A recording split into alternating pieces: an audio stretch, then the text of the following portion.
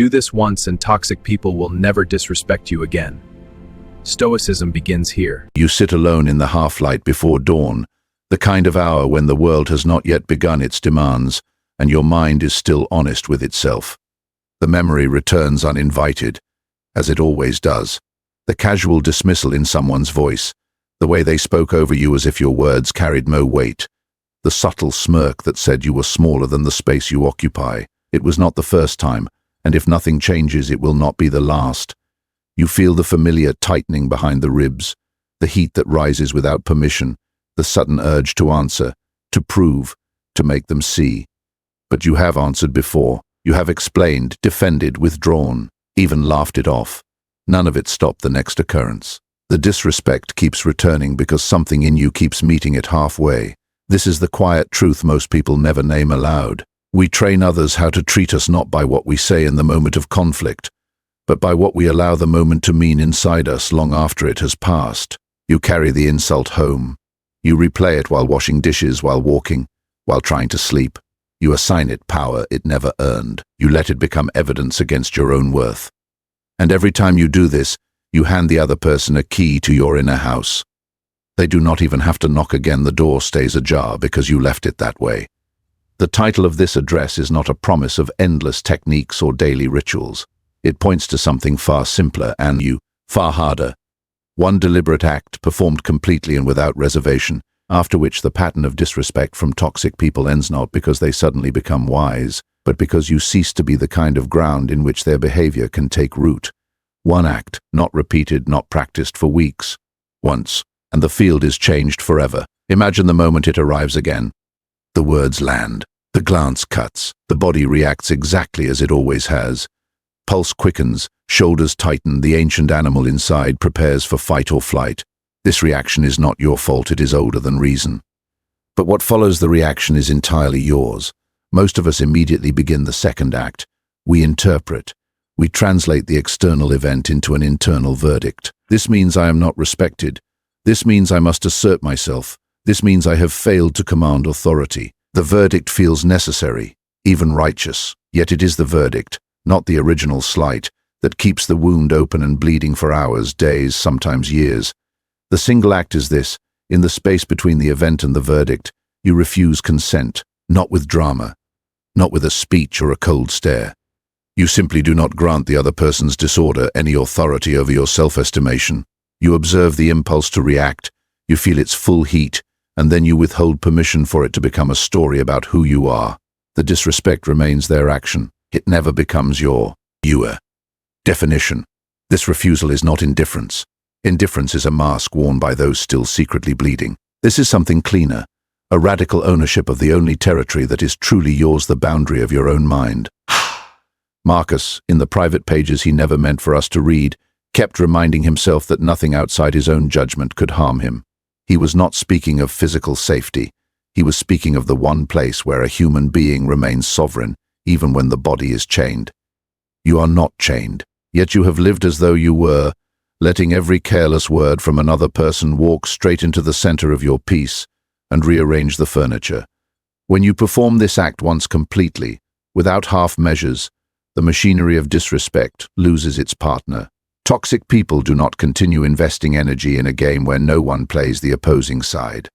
They may try again, louder, crueler, testing whether the old pattern still holds. But if your refusal is total, if there is no explanation, no defense, no wounded withdrawal that still signals this matters to me, the investment quickly becomes pointless to them. Their behavior was never about you. It was about feeding something restless inside them. Starve that feeding, and the behavior drifts elsewhere. You already know this in fragments. Remember the time you were too tired to argue, or too focused on your own work to notice the slight, and the person simply moved on. The disrespect evaporated, because it found no purchase. Now imagine choosing that state deliberately, not from exhaustion but from discipline. That choice, made once with full awareness, becomes the new foundation. It is not that people suddenly fear you or admire you more. It is that they sense, without being told, that the old route into your inner life is closed. This is where the difficulty reveals itself. The pause feels like weakness at first. The mind screams that you are letting them win. The body wants movement, retort, gesture, anything to discharge the tension. You must sit inside that scream without obeying it. This is the forge. This is where self-mastery is not spoken about but actually hammered out. Seneca did not become Seneca by winning every argument in the forum. He became Seneca by learning, often at great cost, that the only argument worth winning is the one with your own reactive nature. You are not being asked to love the toxic person, or to excuse them, or even to remain in their presence if it harms your life. You are being asked to stop letting their failure of character become your daily occupation. The hours you once spent rehearsing their words, crafting perfect comebacks, nursing quiet resentment, those hours return to you. They become time for your own work, your own thoughts, your own growth. The disrespect no longer borrows your life. This single act is quiet, almost invisible to outsiders. No one applauds it. No dramatic music plays. But inside, something decisive has, you occurred. The ground has shifted. You are no longer available in the same way. And availability was all the disrespect ever needed. The morning is brighter now. Light has reached the far wall. You feel the weight that used to sit behind your eyes beginning to lift, not because the world has changed, but because you have refused, once and cleanly, to let it change you. The day will test this refusal soon enough. When it does, remember, the act is already done. All that remains is to keep the gate closed. You breathe. The choice is made. The rest is living it. You have made the refusal once, not in theory, not as a hopeful intention scribbled in a notebook, but in the actual moment when the sting arrived and you chose not to strike back, not to explain yourself. Not even to turn away in visible disdain, but to withhold the one thing disrespect truly feeds on. Your inner agreement that it matters. You let the words fall into silence. You felt the impulse rise like a wave, crest and then recede without crashing against anything solid.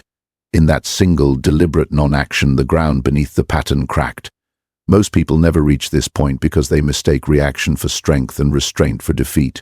You have crossed that mistaken line. Now the harder part begins. Living on the other side of it. The first days after the refusal feel strangely empty. The mind, accustomed to filling every quiet hour with rehearsal and resentment, searches for its old occupation and finds none. You catch yourself reaching for the familiar story, how dare they? Next time I'll say, I should have. And then you notice the reaching itself. You see it as movement, as habit, as something that no longer belongs to the present.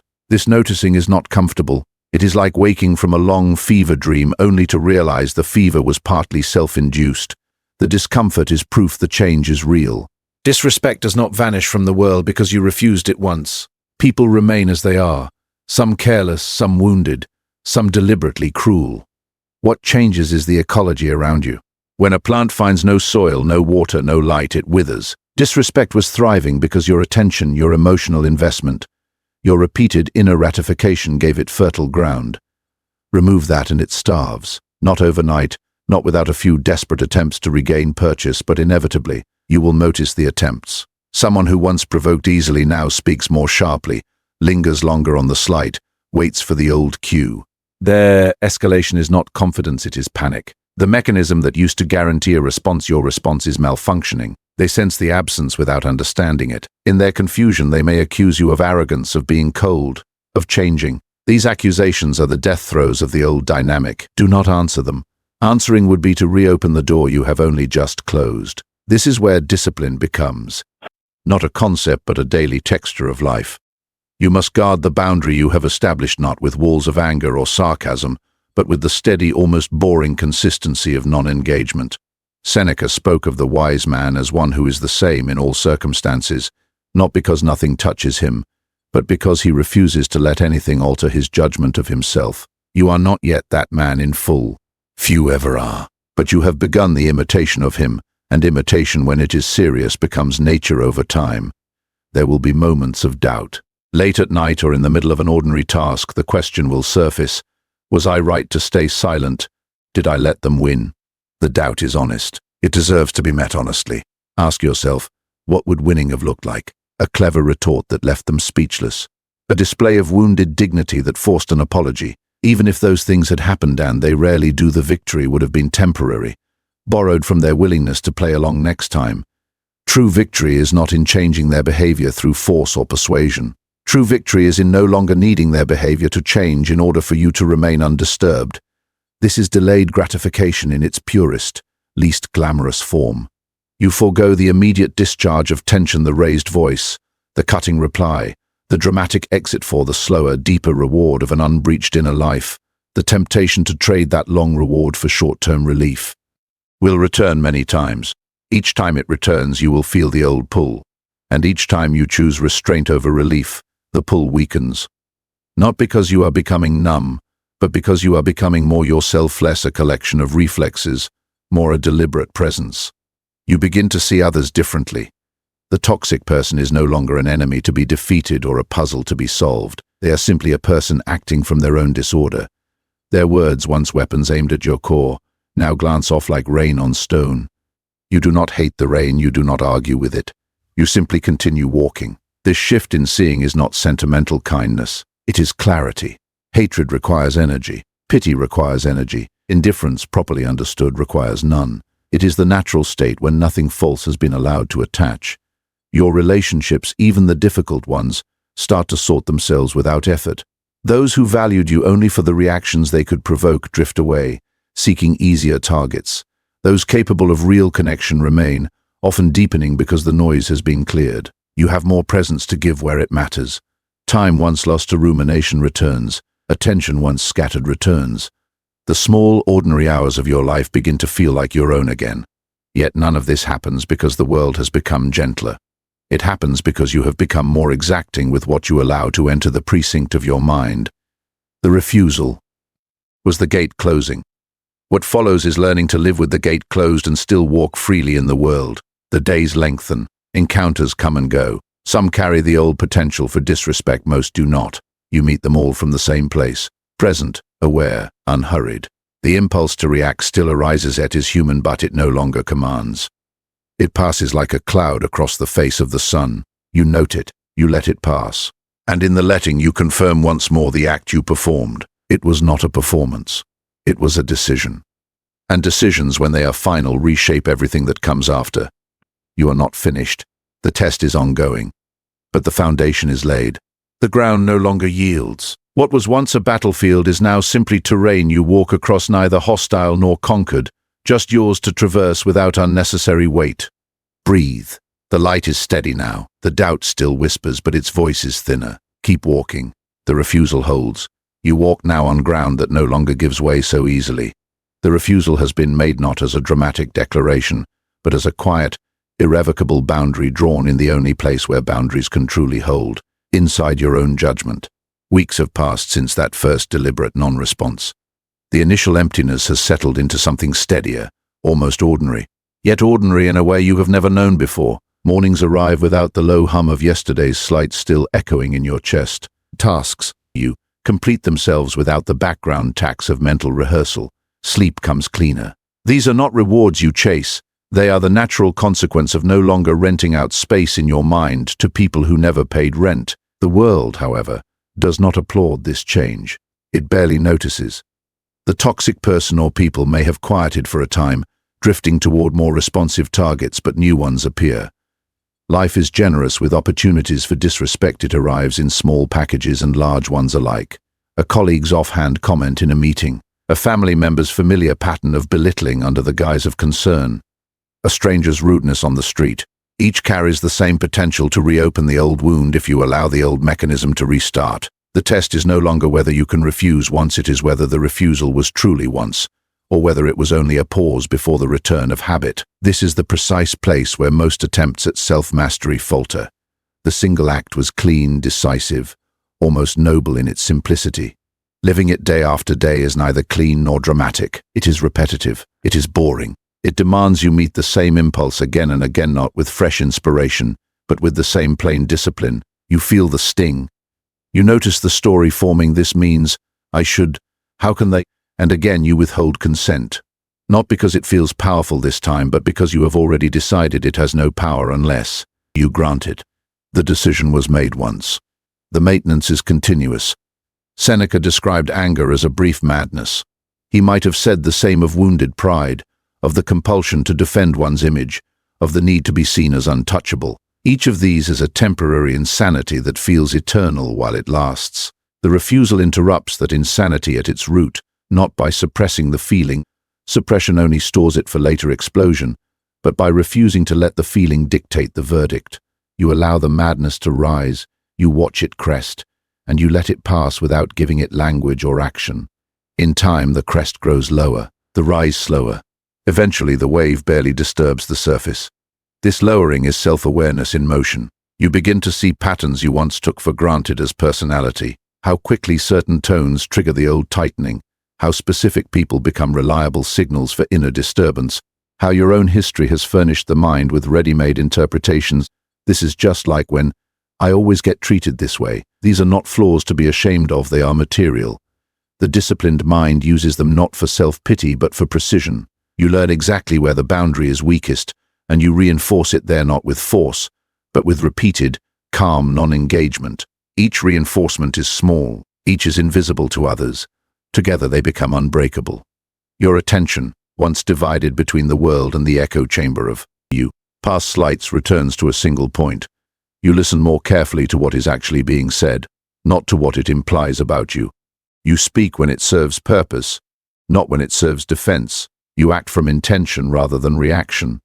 This shift is subtle, but those who know you well begin to feel it. Conversations change tone without anyone naming why. Requests that once came laced with manipulation now arrive plainly, because the old leverage no longer works. You have not become harder, you have become less available to be used as emotional currency. There is a cost. Not everyone welcomes the change. Some resent the loss of easy access to your reactions. They may label you distant, changed, no longer fun or real. These judgments are the last echo of the old dynamic trying to pull you back. Do not answer them. Answering would be to re-enter negotiation over territory you have already claimed. Let the labels fall. They are not descriptions of you, they are descriptions of their disappointment at no longer controlling the weather in your inner world. In quieter moments you notice something unexpected. Compassion without entanglement. You see the toxic person's behavior more clearly now, not as personal attack, but as symptom. Their need to diminish others arises from their own diminishment. Their sharpness is often self-inflicted pain turned outward. This seeing does not make you want to fix them, rescue them, or even forgive them in any sentimental sense. It simply, removes the last traces of personal offense. Their storm no longer feels aimed at you, it is simply the weather they carry. You walk through it without getting wet because you no longer stand still waiting to be drenched. This is responsibility in its least discussed form, responsibility not for others' actions, but for the meaning you assign them. You no longer delegate your peace to the rationality or kindness of those around you. You keep it where it belongs under your own guardianship. The freedom this brings is not loud. It is the freedom to be present without armor, to engage without defense, to love without dependence on reciprocation. It is the freedom Marcus carried even into the plague-ridden camps and the endless frontier wars. The knowledge that no external force can compel the mind to call evil good or good evil. The days accumulate, encounters multiply. Some sting more sharply than before because the contrast is greater. You know now exactly how unnecessary the suffering is. Yet the refusal holds, not as a heroic effort but as settled habit. The impulse arises, you meet it, you let it pass. The ground remains firm. You are not invincible. You are human. Fatigue will come. Old wounds will throb on certain anniversaries. Life will bring larger tests, betrayals, losses, public humiliations. In those hours, the refusal will be tested most severely. But it was forged for exactly those hours. It was never about small slights. It was always about preserving the one thing you, nothing can take without your permission. Your sovereignty over yourself. The light is lower now. The shadows longer. You sit again in the same chair where the refusal was first made. The memory of that moment is no longer charged. It is simply fact. Like a stone placed in a riverbed long ago, it has changed the current without fanfare. The river flows differently now. So do you. Breathe. The boundary is quiet. It does not need to shout. It simply is. And because it is, everything else becomes possible. You have carried the refusal through seasons now, not as a fragile experiment, but as the quiet architecture of your days. The initial sharpness of choosing restraint over reaction has dulled into something reliable, like callus formed over repeated pressure. What once required conscious effort now happens almost by reflex. The words land, the old tightening begins, the verdict starts to form, and before it can fully take shape, the refusal is already there, intercepting, dissolving the chain at its second link. You do not congratulate yourself. There is nothing theatrical about it. It simply is the way you meet the world now. Yet maturity in this practice reveals its deeper demand. The refusal must extend beyond the moment of disrespect itself. It must reach into the hours and days that follow, where the mind once built its private monuments to injury. You used to let the event replay in solitude, polishing each detail until it gleamed with fresh outrage. You allowed it to color you. Unrelated moments, meals tasted flatter, conversations felt guarded, sleep carried undertones of unfinished business. That secondary suffering was always the greater portion. The original disrespect was a spark, the rumination was the fire that consumed your own house. The disciplined mind now extinguishes that fire at its source. When the memory surfaces unbidden in the shower, on a walk, in the pause before sleep, you meet it the same way you met the event. Without consent, you do not argue with the memory. You do not analyze it for hidden justice or rehearse better endings. You observe it arrive, feel its familiar weight, and then calmly, without force, you decline to feed it further. The thought passes through like smoke through open air. It does not settle. It does not accumulate. In this way, the past disrespect is reduced to what it always was, a single occurrence, finite, belonging to someone else's disorder, not your ongoing narrative. This extension of the refusal is inner silence in practice. Not the absence of thought that is impossible and undesirable, but the refusal to let thought become occupation. Seneca wrote of the advantage of possessing one's time. He meant not merely hours in the day, but the mental territory that hours occupy. You reclaim that territory piece by piece. The mind, once a crowded forum of grievances, grows quieter. Space opens for what actually belongs there. Deliberate work, clear perception, the small sustained attentions that constitute a life worth living. Delayed gratification reveals itself here most plainly, not in waiting for external rewards, but in foregoing the cheap, immediate solace of righteous anger for the slower harvest of an unfragmented self. You notice changes in how you carry yourself among others, not posturing, not deliberate aloofness, but a natural economy of presence. You no longer leak energy into preemptive defenses or post-conflict repairs. When conversation turns sharp or dismissive, you respond if response is needed from clarity rather than wound. Your words, when they come, carry no undertone of justification. Your silence, when it is chosen, carries no sulk. People sense this shift without being able to name it. Some grow uncomfortable. They preferred the old predictability, the guarantee of emotional leverage. Others, those capable of mutual respect, draw closer. The dynamic sorts itself without your intervention. There remains a subtler test, the disrespect that arrives disguised as concern, advice, or affection. The parent who belittles under the banner of love. The friend who diminishes your choices while claiming to protect you. The colleague who frames condescension as mentorship. These are harder because they arrive wrapped in plausible deniability, and the impulse to engage feels almost virtuous. I should clarify. I owe them honesty. Silence might seem ungrateful, yet the refusal applies here with equal rigor. You discern the intent beneath the wrapping. If it seeks to, place you lower so they may stand higher. You withhold the platform. You do not explain your life to those who have already judged it unworthy of explanation. You continue present but unborrowed. Self-mastery at this depth is not immunity to pain. Pain still arrives sharp, human, real. What changes is its duration and its jurisdiction. It no longer claims squatters' rights in your mind. It visits, it registers, it departs. You do not exile feeling, you refuse it permanent residence. This distinction is crucial. To numb pain is to diminish life. To contain it within its proper bounds is to preserve life's fullness while protecting its center. In rare, unguarded moments you glimpse what Marcus must have felt amid the endless campaigns and betrayals, not invulnerability, but a profound irrelevance of external verdict to inner truth. He was emperor, yet he wrote to himself as though he were any man under judgment. The title he bore, the respect or contempt of others, these were externals. The only sovereignty was over the faculty that judged them. You hold no empire, yet you hold the same faculty. In refusing once, and then refusing again each time the old claim reasserts itself, you exercise that sovereignty daily, not as philosophy, as lived fact. The world continues its supply of chances to be disrespected. It always will.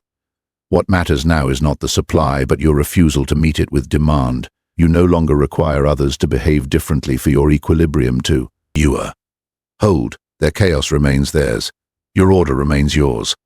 This separation is freedom, not the loud kind that shouts independence, but the quiet kind that needs no audience. Evening comes. The room grows dim again, the same dimness where the first refusal took root. You sit without tension. The day's encounters, whatever they were, have not followed you here. They ended where they began, with someone else's words, someone else's limitation. You breathe into the silence you have earned. It is not empty, it is yours. The refusal was once. Its consequences are lifelong. And in that lifelong unfolding you find not perfection but something rarer. Consistency. The ground no longer shifts beneath you because you no longer consent to shifting. What arrives, arrives.